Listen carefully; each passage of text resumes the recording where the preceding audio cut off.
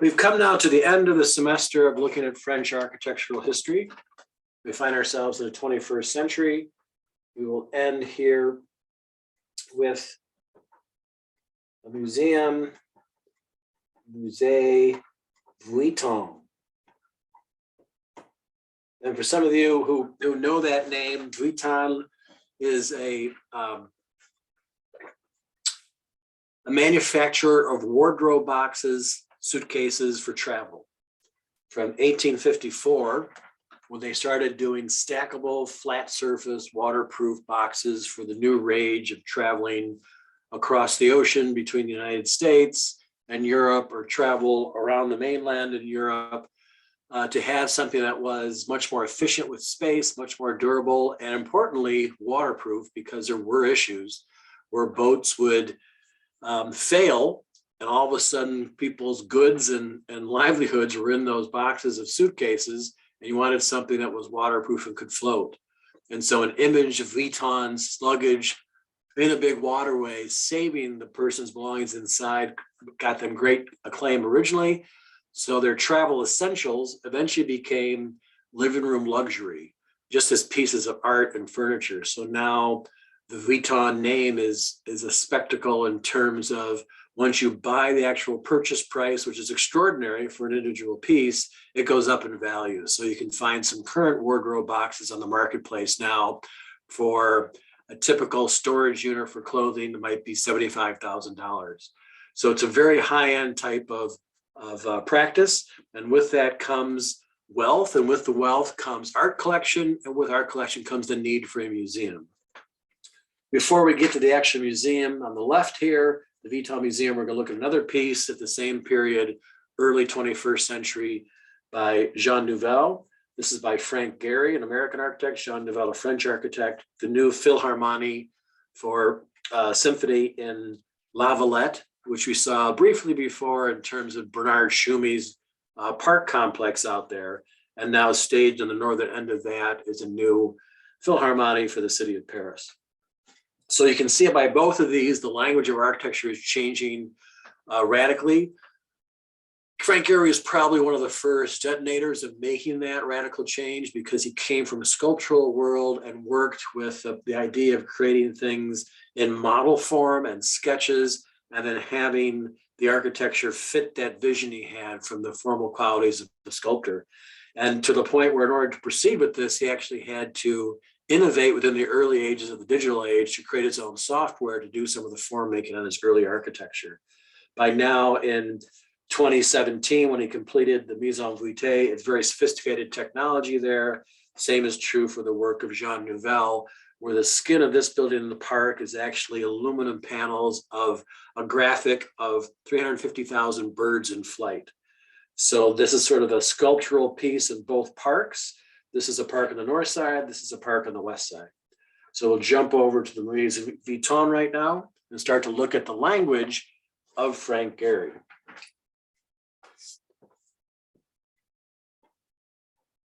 (2017). Oh, excuse me. I believe this is 2014, and the Philharmonie is 2017. So what we're looking at here in Frank Gehry language, it's difficult to have people assess Gehry because he's outside the normative idea of how architectural schools and practices kind of beget their future designers. In this case, Gehry's got more of a radical growth to that, and probably his most international spectacle is the Guggenheim Museum in Bilbao, which really radically changed sort of the scope of what these great new museums could be, the cathedral of our day, the museums of art could be. So this is not the first work for Gehry in Paris. So he also has another work on the other side of town. We will concentrate on this one today through his own words. So basically, let me set up the site, then we'll talk about how Gehry talks about he addressed the site here. It's at the confluence of the major park on the left side of Paris, which is Bois de Boulogne, and kind of a hinge point with the Jardin Acclimatation, which is a nice way for people to come from the local area by the Arc de Triomphe and have a place to do a variety of different types of events in a green landscape. So it's a pretty powerful site in terms of placing a new building of this scale in there. And they had a specific rule in terms of what could be built from their building code in a garden area like this. And so their limit was a 2-story building. And here he's going to bring in a major, massive art collection in a 2-story building. It was a really difficult task.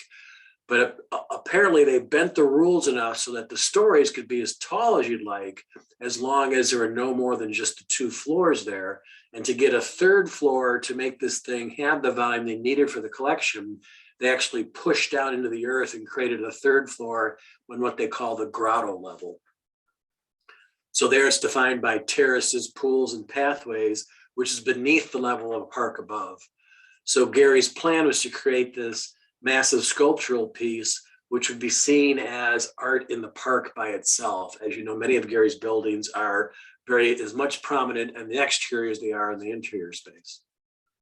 So now Gary talking about this, and you see this is it's difficult to do an assessment of a model, but in this case, it gives sort of the idea of a series of sails around blocks on the inside. So you sort of have the notion of these ships on the water, and then inside the water itself, what Gary eventually looks at the programmatic needs that are more mundane are blocks of ice or icebergs.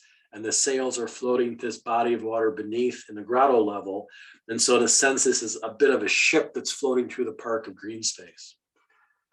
So in plan type, if we start out with the sort of fundamentally easier parts of the scheme, the program requires certain amounts of space used by the curator, which wants to be normalized. So they can have simpler galleries and be able to move in various types of shows, which need generic boxes, because you don't want to have somebody else's artwork competing with Frank Gehry's artwork just adjacent to it.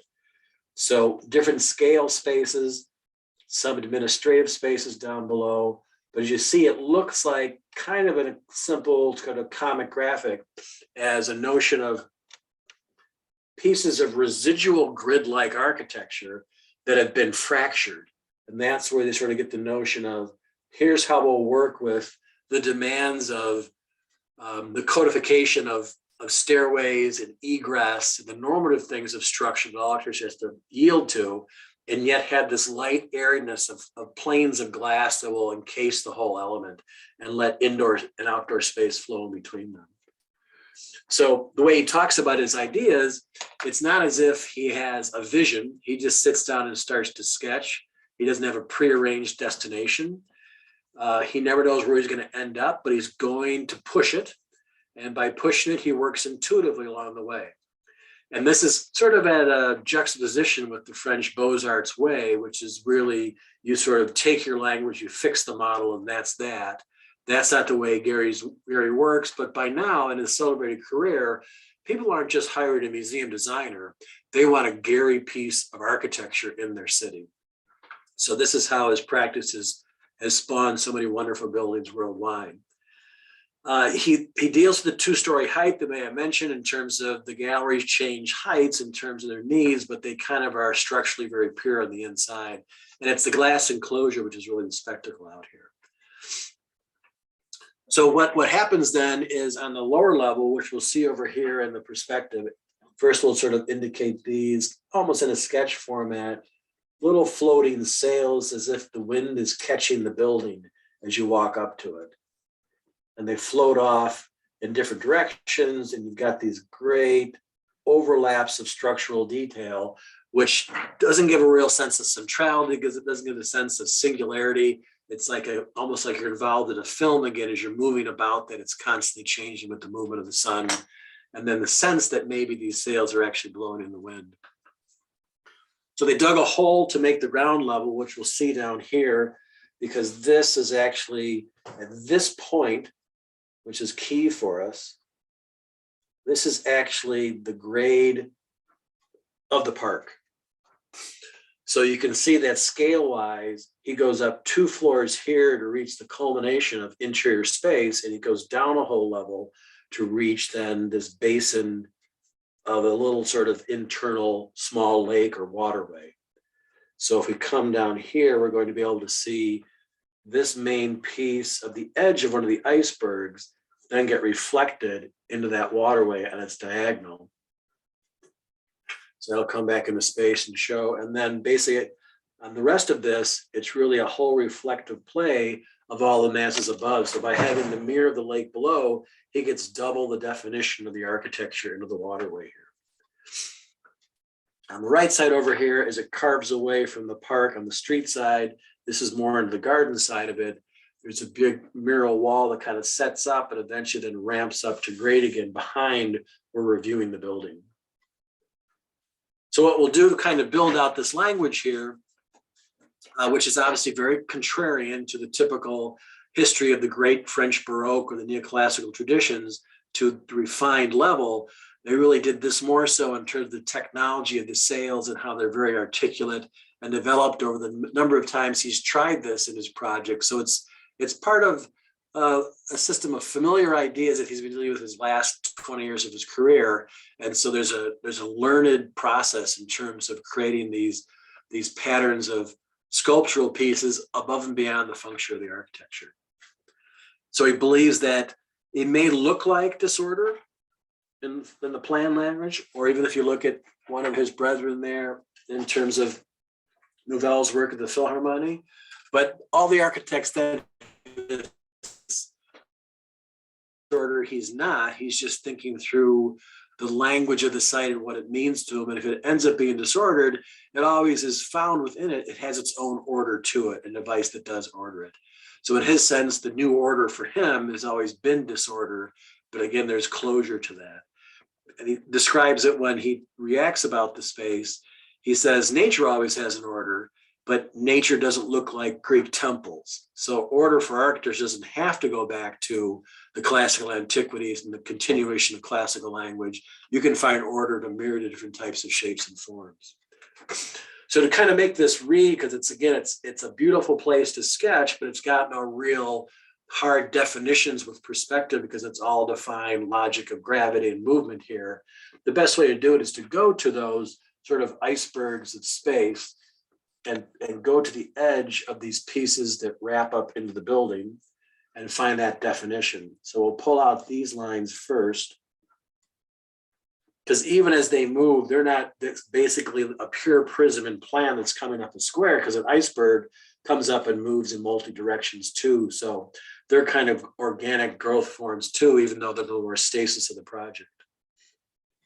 And then sometimes they'll go from a mural quality to let less natural light in the space, and then have a pocket of lighting here. And the way the light will be pocketed won't be the rhythm of a normal type of glass definition structure for it, but something that tilts within the tilt and changes the size of these as it moves along, so that there's randomness, apparent randomness, even within a singular window into one of the galleries. And then that'll move outside that box to a different part of that piece of the iceberg. And then we'll see a continuation of some of that floor level to the outside glass skin here. And then that wall itself tilts at a different degree along this pattern too, as it moves outside of the space. And then the way people move from the street level here through this space, they sort of move into the middle of the actual museum, right at the ground level, and they can pass through and then work their way to the other side of the site. And this one is conventionally different because it's got a curvilinear movement to it, and basically vaults over the space below, where we start to see the movement and reflection of the water. It goes back and deeper into the site here. Then springing over the top of these icebergs, we're going to see as white paneled forms with glass skins on them are the large sails. And the sails aren't going to be purely the same depth all the way through. They will throw in structural steel from a thinness up to a broader section, and then proceed down and not necessarily connect directly to the ground beneath it, but be thrown from another piece that ties back to the land. Another one on the street side will kick down toward the basin and fly up and project back by the other. So they actually have sort of a little dance between the two of them. And this rotates over to the top. And then for the structure, there will be a type of banding that creates the series of plates of glass that create the skin. And this is moving around in a complex curve, so it's the same scale, but we're going over an edge now.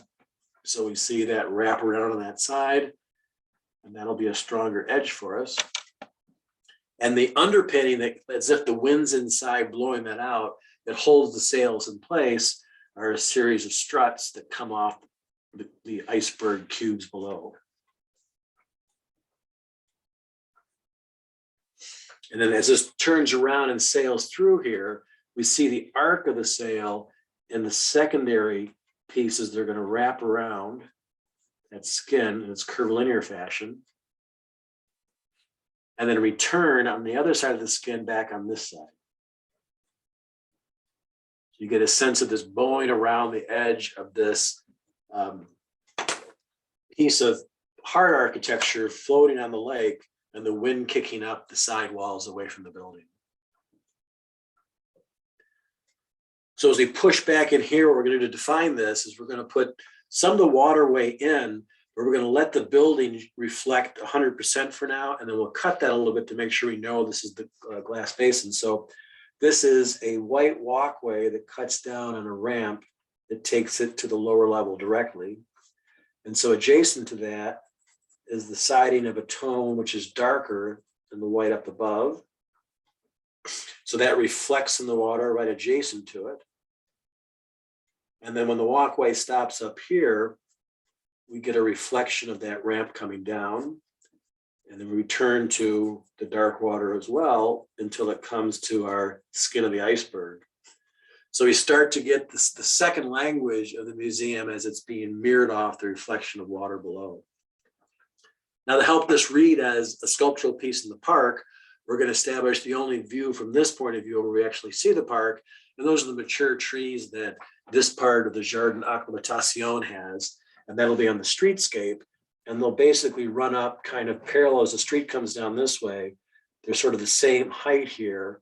And they'll come down just about to street level. And then we'll see the stems of the tree trunks as kind of a scale reference to just how large mature trees would be. And they kind of stop right about here, open up to the park, and they start again right where we see the structural units hold on to the spine. So we can take a darker value for those to start with. And as we look through glass, this will have a milky translucent quality to it. So we'll continue the form, but we'll make it a lighter gray than there to see the glass changing the tone of the trees beyond. And so by that, we've sort of created the idea of translucent, opaque, and transparent just by changing our value along the way. Other things we can do is we can take the projection of this skin up above and its grid. So this also has a complex curve of these radial structural pieces for the glass components. And they'll fan out from this corner and move directionally across this piece to get the whole piece to bow more than just the outside edges would have allowed it to graphically.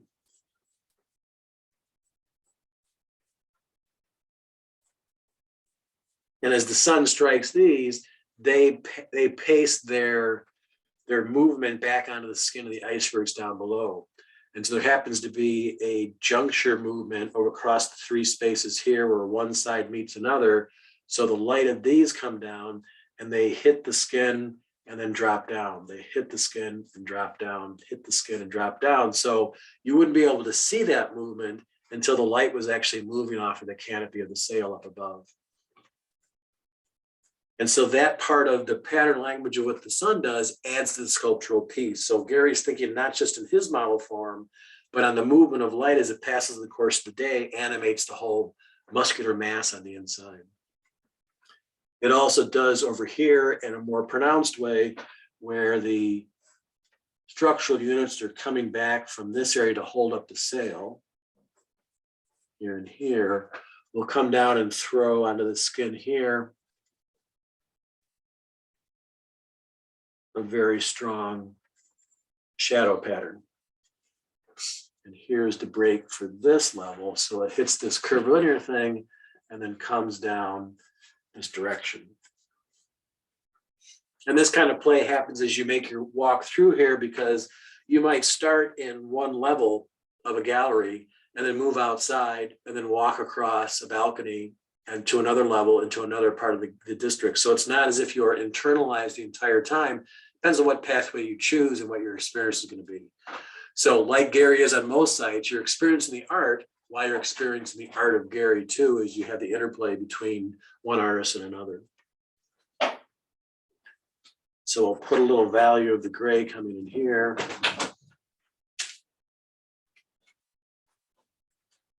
Just to terminate the sketch on this side.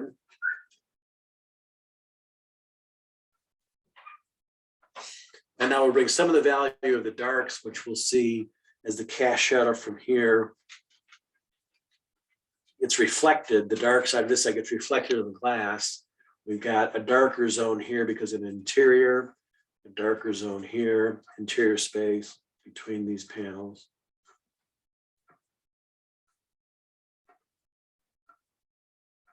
And then those will show up kind of lighter and more and fainter in the projection down on this diagonal beneath it. And we'll let that dissipate at the end because we don't want to render the reflection as tight as we do the sketch up above.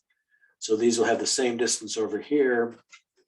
The form will jut out like it does there, and then we'll pick up the way we kind of valued those. And that starts to give the sense of that reflective quality. So it's almost like a 30% view of what we've drawn up here upside down. This marches away. It has a lot of definition in the back, but it's a lot of detail because we're looking at the whole length of the property in a very small area. So we can just kind of do a little bit of the detail there, that what's not receiving light, where some of the dark aspects are, the reflection of this walkway at this level. And then in between elements, there's darker areas of tone next to the white iceberg, so to speak.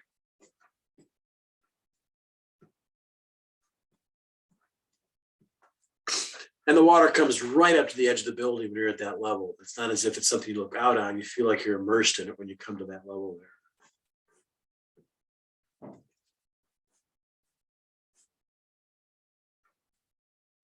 And so for scale, because this is very irregular, we've got nothing really anthropomorphic now, we'll do it just by locating the figure because we don't know the scale of the trees here. So if somebody is here about to walk inside the building, the scale of a person might be about this tall in the distance.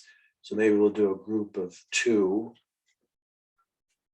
people in the distance there. Somebody overhead here, which is closest to us, if they're right by the edge of this walkway, they could be as large as this, taking a look at the building from afar.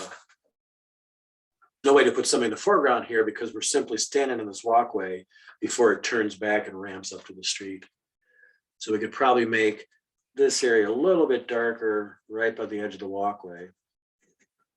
And if there's a way to animate the water at all, in case when you sketch it's too much like the building, you could pretend that there's a little bit of a breeze that kind of ripples the water. And that can go in any way it likes as long as you keep the direction the same. And as you move away from your initial line work, make sure the lines get tighter together, because the ripples will really happen kind of in even space, but our forced perspective will make the space come closer together. And that might help bring some idea that that's more water-like to have these little ripples cascading across.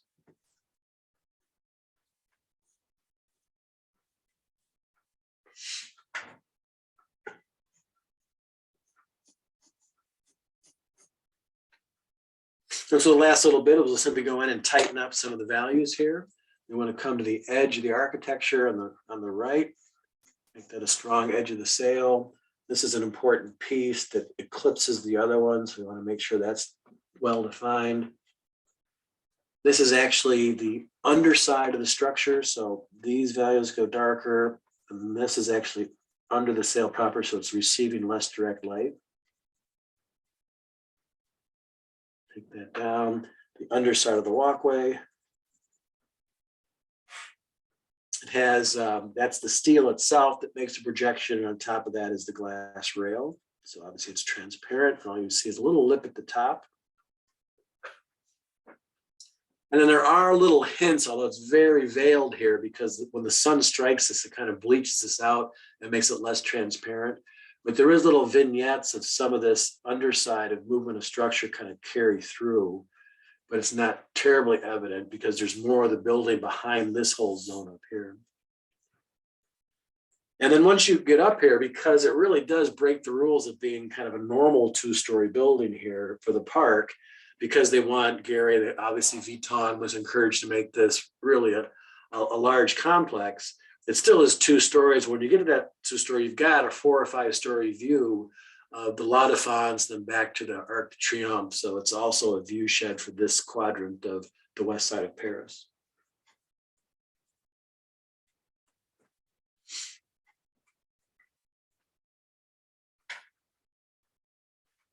And then we'll pull our one iceberg closer to us as it comes out. And we're pretty early in the morning here, so the light is low, so it's really glowing from this entry side we see as we approach from the local metro system. So that'll take us to almost contemporary times, the teens of the 21st century. So we've got sort of an idyllic shift away from it being paternalistic to only French architects for the bulk of the career of architecture here. And now it's really more of a universal city. It's a global city. There's probably more different people with heritage backgrounds, national backgrounds that live in and around Paris. And so really the culture of competitions now is really open to a worldwide domain, with a handful of French architects that are always in the competitions too and getting some of the prize projects. So this is Frank Gehry in 2014 with the Philharmonie opened in 2017, and we'll see what's new this summer in 2022 when we arrive.